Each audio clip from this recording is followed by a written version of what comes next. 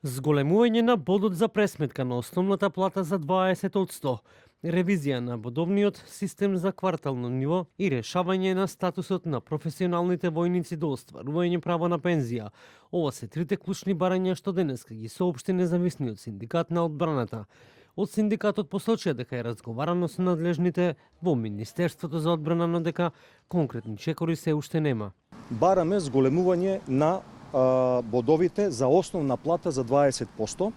Бараме зголемување, односно ревидирање на системот, при што тие ќе бидат врзани за трошоците, за живот и инфлацијата во земјата, и бараме на третото прашање решавање на статусот на професионални војници до пензионирање. Во последните 2 години платата на воениот персонал и на вработените во Министерство за одбрана не е покачена воопшто.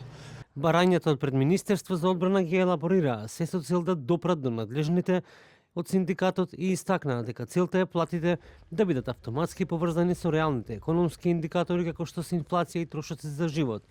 Јуришич нагласи дека доколку барањата не бидат исполнети, синдикатот ќе остане доследен на диалогот за да се најде конструктивно решение. Од Министерство за одбрана велат дека ќе бидат разгледани барањата на синдикатот и потоа ќе се произнесат.